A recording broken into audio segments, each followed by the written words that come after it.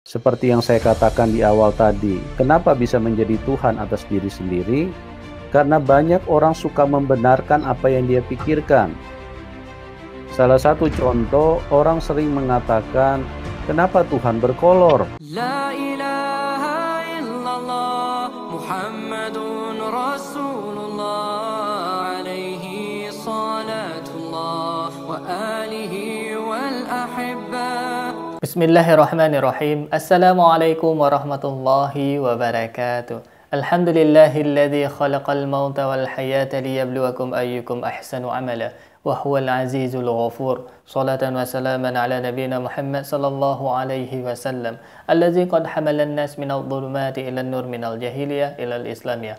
Alhamdulillah sahabat, Allah masih mengizinkan kita untuk berjumpa kembali pada kesempatan yang sangat berbahagia ini. Alhamdulillahirabbil alamin. Tidak bosan-bosannya saya ingatkan kepada para sahabat untuk menonton konten ini sampai dengan tuntas, karena konten kita kerap kali membicarakan mengenai akidah dan perbandingan agama.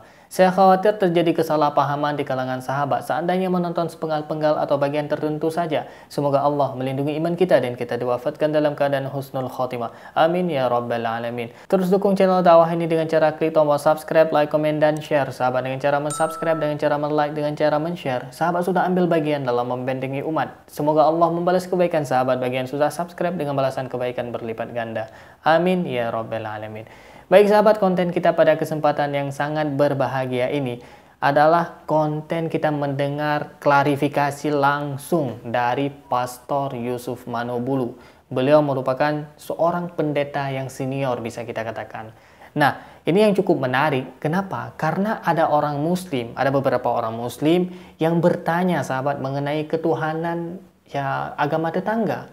Mengenai ketuhanan, kenapa Tuhan agama tetangga memakai underwear, memakai kolor sahabat. Nah, jadi beliau akan mengklarifikasi langsung mengenai akidah atau keyakinan agama yang beliau anut. Tentu ini bukan merupakan video untuk mencaci maki. Saya tidak bermaksud demikian sahabat. Saya tidak bermaksud untuk mencaci maki agama manapun. Dan kita selaku muslim, kita harus menghormati perbedaan ini. Kita harus menghormati bagaimana keyakinan agama tetangga kita. Oleh karena itu sahabat, kita akan mendengarkan langsung sahabat klarifikasi atau jawaban dari Pastor Yusuf Manobulu selaku pendeta senior di Indonesia. Baik, ini dia cuplikan videonya. Yang perlu kita ingat, hidup kita di dalam dunia ini sangat singkat dan berlalunya buru-buru.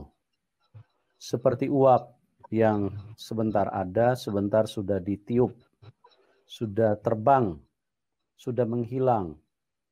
Begitulah kehidupan manusia. Sekarang ada, belum tentu besok ada. Selama manusia ada, selama Anda masih diberi kesempatan hidup di dalam dunia, kesempatan ini harus dipergunakan dengan sebaik-baiknya. Yang pertama, harus ketemu dengan Tuhan yang benar. Yang kedua, terimalah Dia. Jangan menjadi orang yang sombong. Jangan menjadi orang yang terus menjadi Tuhan atas dirimu sendiri. Seperti yang saya katakan di awal tadi, kenapa bisa menjadi Tuhan atas diri sendiri? Karena banyak orang suka membenarkan apa yang dia pikirkan. Salah satu contoh, orang sering mengatakan, kenapa Tuhan berkolor? Nah, ini adalah ciri-ciri manusia yang sedang menjadi Tuhan. Firman mereka tolak, tetapi pikiran mereka lah yang mereka benarkan. Kebenaran mereka persalahkan. Padahal kebenaran itu sudah mencatat dengan jelas bahwa pada saat manusia jatuh di dalam dosa, maka mereka menjadi telanjang.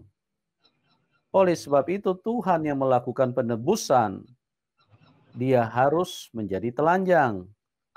Di atas kayu salib ditelanjangi.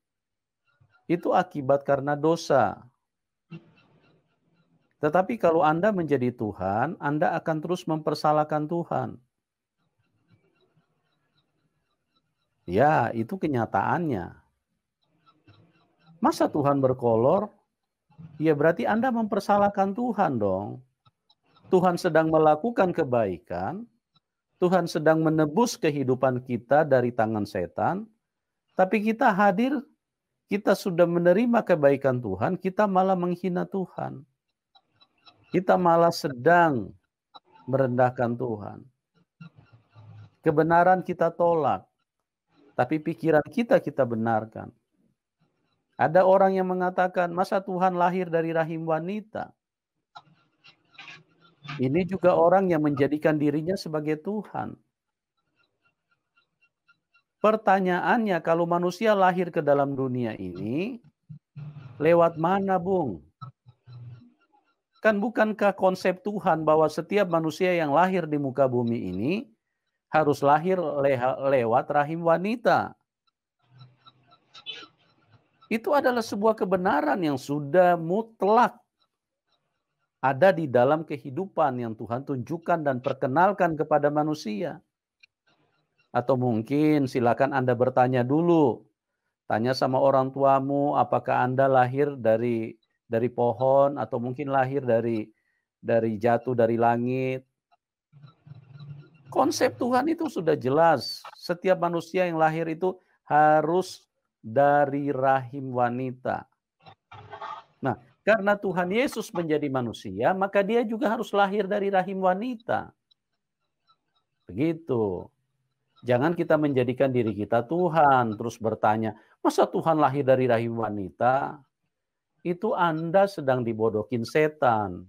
Sehingga Anda mempersalahkan Tuhan, Anda mempersalahkan kebenaran, Anda menolak apa yang telah diperkenalkan Tuhan di dalam hidup manusia. Ada lagi orang berkata, masa Tuhan mati di palang salib? Masa dia Tuhan tidak berdaya? Ketidakberdayaan itu mewakili manusia. Karena manusia tidak berdaya. Manusia itu dimiskinkan oleh setan. Manusia itu dibunuh oleh setan. Makanya Tuhanlah yang menanggung semua itu. Dia menjadi tidak berdaya oleh karena dosa kita. Bukan dia tidak berdaya, tapi dia menebus. Akulah yang menggantikan manusia-manusia yang aku kasihi ini. Akulah yang menggantikan manusia-manusia yang aku cintai ini. Manusia yang aku cintai ini tidak perlu dihukum. Aku yang dihukum, aku yang menggantikan. Yang menghukum itu setan. Tapi manusia tidak mengerti. Manusia selalu membahasakan kalau Tuhan sudah menghukum. Tuhan sedang menghukum. Ini adalah orang-orang yang tidak punya Tuhan, tidak kenal Tuhan, tidak mengerti Tuhan. Tuhan tidak pernah menghukum loh. Bagaimana Tuhan bisa menghukum? Konsep apa yang Anda pakai? Pelajari firman dengan jelas. Justru Tuhan menggantikan kita untuk dia yang dihukum. Bagaimana mungkin Tuhan datang menghukum manusia? Anda masih ingat perempuan yang berdosa ketangkap berzina? Yang menghukum itu iblis. Iblis menguasai ahli-ahli Taurat dan iblis membawa perempuan itu ke hadapan Tuhan Yesus. Mereka mendesak Tuhan Yesus supaya menghukum perempuan itu. Mereka bilang kalau di dalam hukumnya Musa, perempuan ini harus dirajam dengan batu sampai mati. Tapi apa kata Tuhan Yesus? Tuhan Yesus bilang, barang siapa yang tidak pernah berbuat dosa, biarlah dia yang paling pertama melemparnya dengan batu. Tuhan Yesus tidak pernah menghukum. Tuhan Yesus tidak mau menghukum. Bagaimana dengan neraka? Neraka itu bukan untuk manusia. Neraka itu diciptakan Tuhan untuk setan dan roh-roh jahat. Tapi kalau Anda ikut setan, Anda selalu bersama dengan setan, Anda melakukan apa yang setan perintahkan, nah jangan salahkan Tuhan. Karena pasti Anda akan sama-sama satu paket. Paket hemat. Jadi manusia plus setan. Setan plus manusia yang mengikut setan. Sama-sama ditenggelamkan Tuhan karena dia Allah yang adil. Dia Allah yang kudus. Jadi kalau Anda memutuskan untuk ikut setan selama ini, maka Anda juga bersama-sama dengan setan akan dicemplungkan ke dalam neraka. Bukan salahnya Tuhan. Tuhan sudah datang mengorbankan hidupnya. Tuhan sudah datang memberikan nyawanya. Tuhan sudah datang menunjukkan kasihnya, tapi Anda tidak menghargai. Anda tidak berterima kasih, Anda tidak menerima kebaikan Tuhan, Anda so jagoan. Kami tidak butuh juru selamat. Tanpa Tuhan Yesus, tanpa juru selamat, kami pun bisa selamat. Bagaimana mungkin manusia bisa selamat? Tidak ada satu manusia pun yang bisa selamat, kecuali orang-orang yang menerima kasih karunia Tuhan.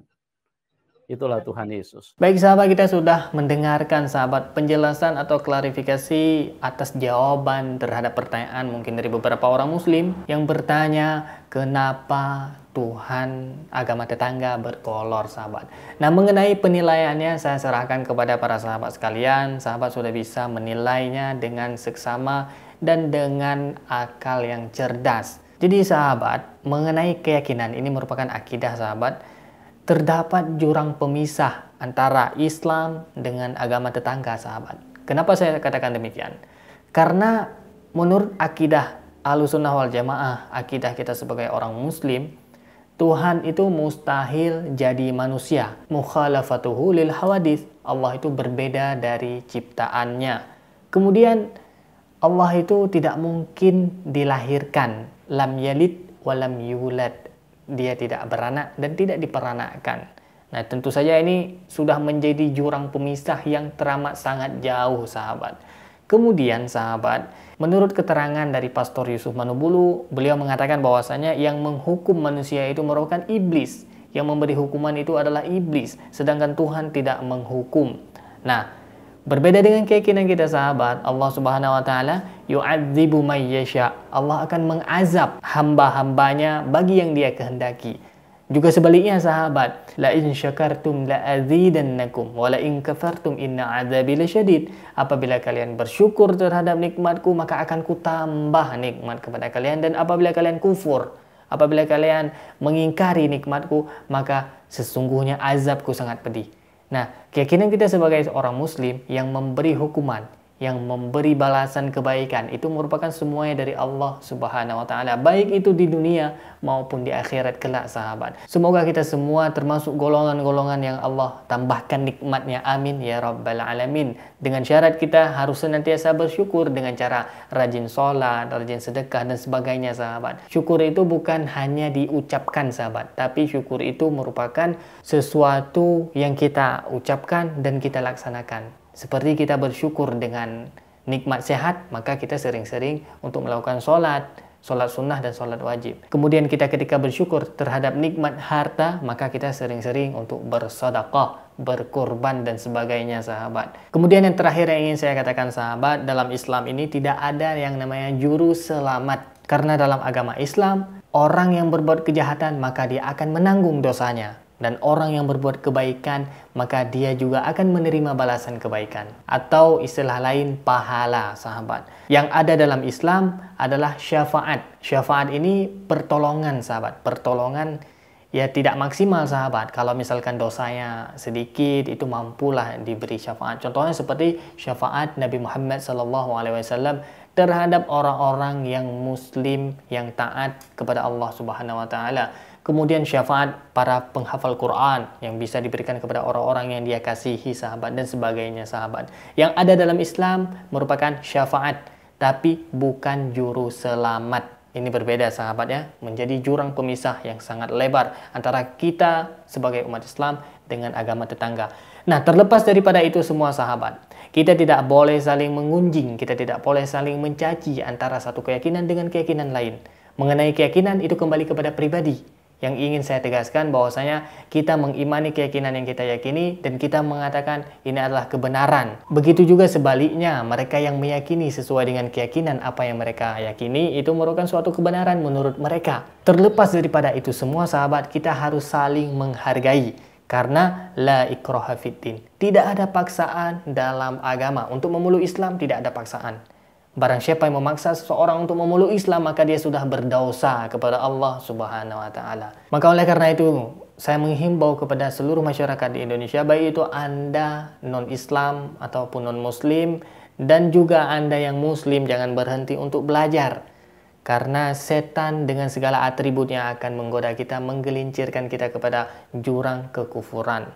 Demikian yang dapat saya sampaikan, yang baik datangnya dari Allah, Yang salah murni dari keterbatasan ilmu, saya mohon diperbanyak maaf dan saya mohon ampun kepada Allah Subhanahu wa taala. Terus dukung channel dakwah ini dengan cara klik tombol subscribe, like, komen dan share. Sahabat, dengan cara mensubscribe, dengan cara like, dengan cara men-share, sahabat sudah ambil bagian dalam membentengi umat dari pemurtadan. Semoga Allah membalas kebaikan sahabat bagi yang sudah subscribe dengan balasan kebaikan berlipat ganda. Amin ya rabbal alamin. Terima kasih bagi yang sudah menonton. Hadanallahu wa iyyakum ajma'in. Akhirul kalam. Wassalamualaikum warahmatullahi wabarakatuh. لا إله إلا الله محمد رسول الله عليه صلاة الله وآله والأحبة